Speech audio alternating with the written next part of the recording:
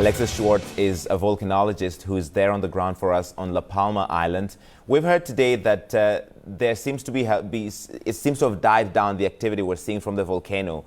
But you are there on the ground. You've been there this past few days. What are you seeing right now? What's happening? Yeah, well, that is correct. We have had like a week of very intense eruptive activity. This has consisted of the typical Strombolian eruption, and with a lot of pyroclastic material being emitted. There is already a volcanic cone more than 200 meters high, and the lava flow has been very destructive and has destroyed about 400 houses already. Now, today, since the morning, the situation has changed. The intensity last night was really big, but today, suddenly, the eruption stopped for about an hour. Then the eruption continued, so the activity started again. And since then, we've been having an on and off situation. So it's very curious. We have had an hour now of complete repose of the volcano. Obviously, the concern today was these lava flows reaching the sea, with the hazard associated to it of, well, there may be explosions because of the contact between the hot magma and the seawater. We were expecting, well, localized explosions and the rise of plumes of water vapor with a concentration of some toxic gases. So this was a concern. The people surrounding the coast that was expected to be invaded by this lava flow have been told to remain indoors with the windows locked. But at the moment, we don't know what the situation. In any case, this is quite normal. As I say, today, everybody thought that the eruption has stopped and we are in the same situation. But the eruption may be reactivated at any time. So you're saying that the danger is not completely gone, because this is the first eruption on land in Spain in 50 years. And we heard that it had entered a phase of lower activity.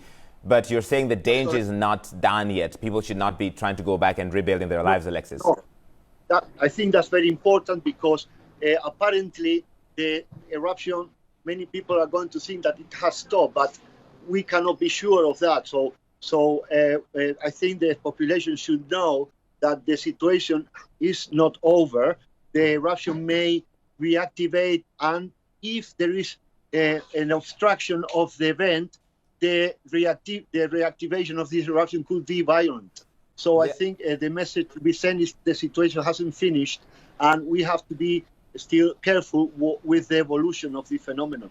Alexis, I also want to get your expertise on this. What would happen, because residents have been told to be careful, to stay at home, to lock their doors and their windows, because as the lava flows towards the Atlantic Ocean, there might be a chemical reaction there that could be damaging to skin, to eyes. What's the fear that this lava comes into contact with the Atlantic Ocean? Yeah, it's not really a chemical reaction. It's a physical reaction. It's the contact with hot lava, with the seawater, will cause a very rapid vaporization of the lava, of the water, obviously. So this may be an explosive vaporization of the seawater. Okay, so it's not a chemical reaction.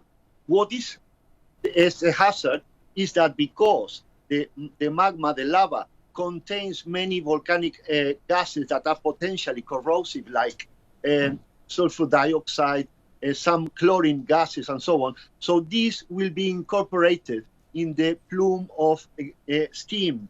And that is the concern, because obviously these plumes are, well, transported by the wind, and they may reach certain populated areas. So the atmosphere in those areas would be potentially, well, contaminated, I would say, with these toxic gases. But in any case, the concentrations are only high and maybe potentially dangerous for population who live very close, or anybody who is very close to the point where the magma enters in contact with the seawater. Then the wind will disperse all these chemicals.